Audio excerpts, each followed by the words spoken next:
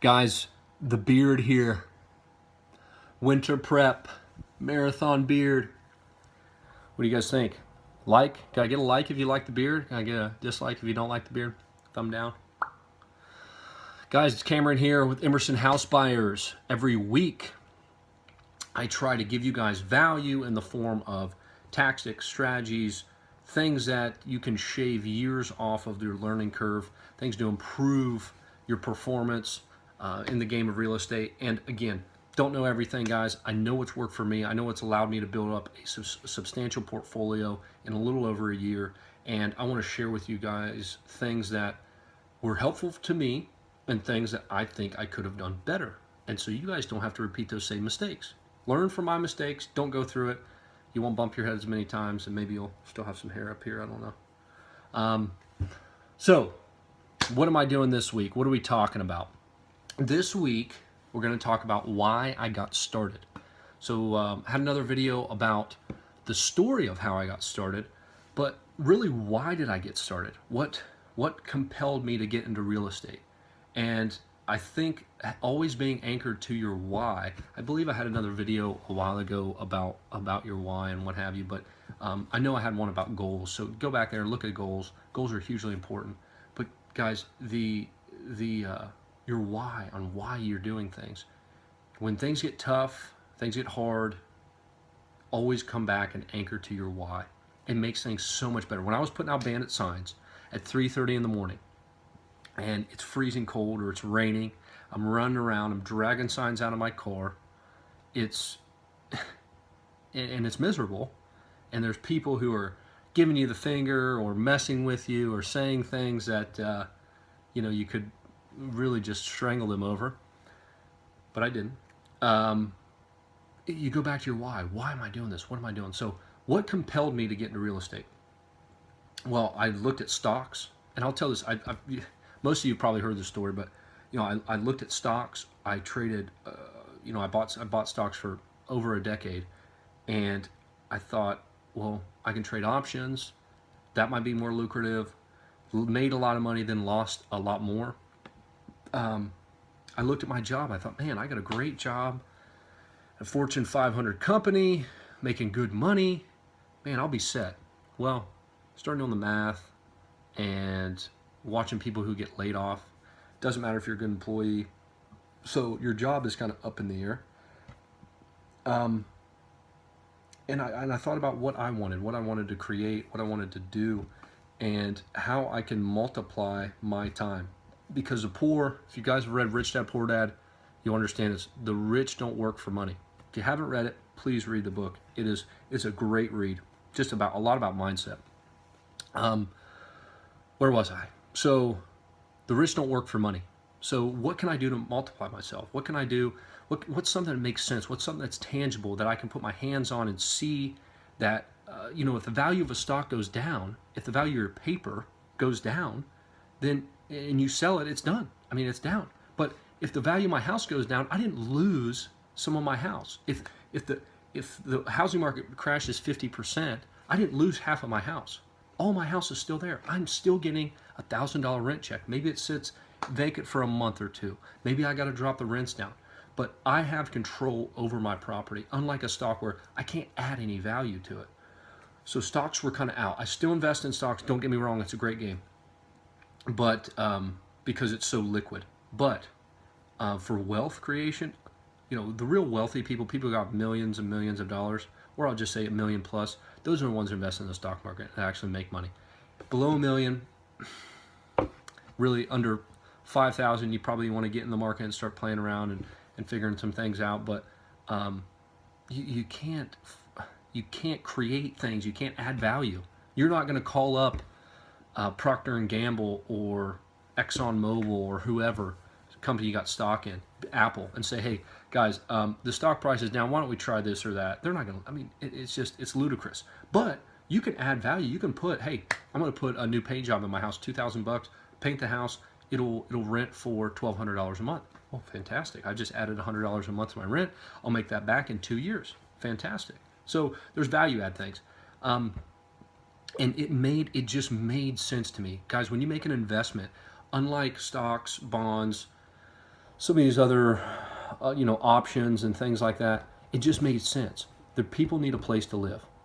This bottom line. People need a place to live. They either buy or they rent. It doesn't get much more simple than that. And you're adding value to them by having the flexibility of renting and not owning. So, or flipping. People don't want to have to deal with contractors and permits and etc. So you put some value into the property, you change it up, you improve it, you add value to them in the form of selling somebody a turnkey, either rental property or a home. And it made so much sense. And then the wealth side, you start doing the numbers on rental properties or even flips. I'm not a big personal fan of flips. I'm like more of the long-term rental game. There's no other investment out there where you can put $5,000 or $10,000 into it. You can get your money back sometimes immediately, and then make, let's just say $200. Let's just say if you invested $10,000, you make $200 a month cash flow. That's 24%. I'm talking about after everything, after taxes, insurance, some capex, and what have you. That's 24% on your money. Where else are you going to get that? Every year. Let alone, so, got to back up. I'm just getting too excited here, guys. So, you have the income. You have appreciation in real estate, meaning that the value of the home goes up every year. The rate of inflation is about 3%. So, they build your house. Let's just say you build a new house. Costs you $200,000. If you do build that same exact house in 10 years, do you think it's going to cost you more than $200,000 or less than $200,000? Typically more, just because of the rate of inflation of 3%, depending upon if you're in a crash or not. But typically, you're going to be paying more. So the value continues to rise. That's appreciation.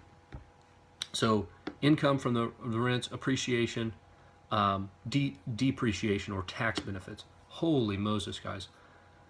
You're making so much money off of just the tax benefits, driving to the rental property, the depreciation of the home. So the government allows you to write off, and I'm not going to get into all the specifics here because I don't want to lose anybody, but basically the government allows you to write off because, let's step back here. Look.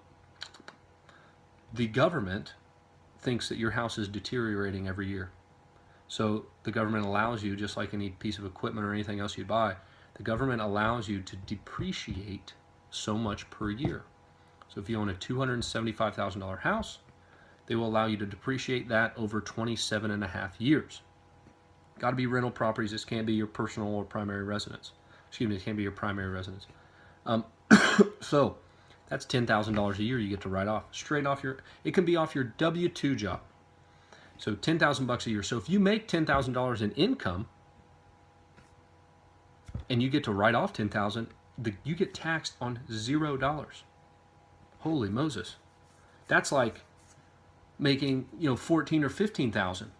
Because if you're taxed, and depending upon your tax bracket, if you're taxed in the 30% range, that's like that's like making an extra 15 grand at your job. Holy Moses, that's pretty good. So income, appreciation, tax benefits, you cannot beat it, really.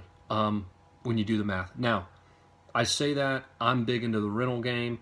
There are people who make money selling notes, rehabbing, doing flips, doing construction, staging, realtors. I can go on and on. Escrow officers, loan officers. Guys, I can go on and on and on and on and on and on about everybody that's in the real estate game. But I'm telling you, it makes sense. Be safe, be conservative. I'm buying properties. And I say be safe, be conservative. You don't have to be safe and be conservative. I'm typically a pretty risk-averse guy. That's why I like buying properties at 70 and 75%. Because if the market goes down 25%, which is unlikely, but it can happen, I'm just at 0. I'm not down 25%. So it really, when you look and you start doing the math and you're like, man, it's hard to lose. That's when it gets fun. That's when it's great. And also helping people out. So another big piece to me is contribution. That's why I do these videos every week. I'm not making any money off this. Nobody's calling me up and saying, hey, you want to be sponsored.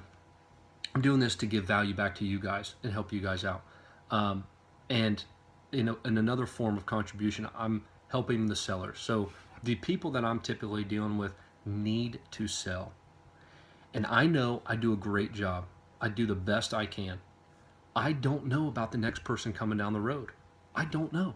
I will refer them. If they can't do business with me, hey, I got another house buyer I'll refer you to. I want them to be taken care of. But I don't know about the next person they're going to call or the next bandit sign they're going to see. There's a lot of people, there's little barriers to entry. Just like with teaching or, driving trucks, whatever. There's always good people and bad people. So I want to make sure I take care of these people and I add value to them. As long as you're adding value, you're going to be okay. And I kind of got sidetracked on a little soapbox there, but why did I get into it, guys? I can give value back to people in the form of a quick and timely close and alleviate a big financial burden from them. I'm in it because it makes sense.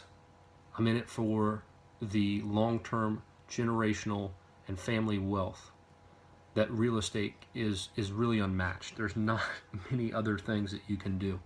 I will say Warren Buffett said, the only things you can do to become wealthy is invest in the stock market. I told you, you need a lot of money to do that, over $1 million to really make money in the stock market. You can own your own business, or you can do real estate. So, you take your pick. Where was I? Got sidetracked again. Got the attention span here of a fruit fly. So where are we at? I got into real estate, help people make money, and because it makes a lot of sense. And I studied it for a year or two. And if you guys want to listen to the story, I put a little a previous video together, or just look for the other video about the story about how I got started. I think it's a pretty made a lot of sense. Again, I'm not the sharpest tool in the shed, guys. I just find people that are doing what I want to do and model what they're doing, copy them. But why I got started, again, everything, when you look at it on a factor of, does it make sense? Is it helping people? Is it going to be worth your time monetarily? It's a win-win-win. I would challenge you guys to say, what's the downside with real estate? So, earlier comment, do you like the beard? What do you guys think? Also, I'd love for you guys to comment about what you think the downsides of real estate are. I mean, I would love to hear any opinions about what prevents you from jumping into real estate. And I know money's going to come up in a few other bits, but really just tell me what you think the downsides are, why you wouldn't invest. If I gave you $1 million, $5 million, $10 million bucks, would you buy any real estate? Or what would prevent you from that? So, guys, I hope this added value to you. If it did, pass it along. If it didn't, tell me why. I want to know what I can do better to best serve you guys, add value to you, keep contributing, keep on keeping on. Okay, guys, thanks. Appreciate it. See you next week.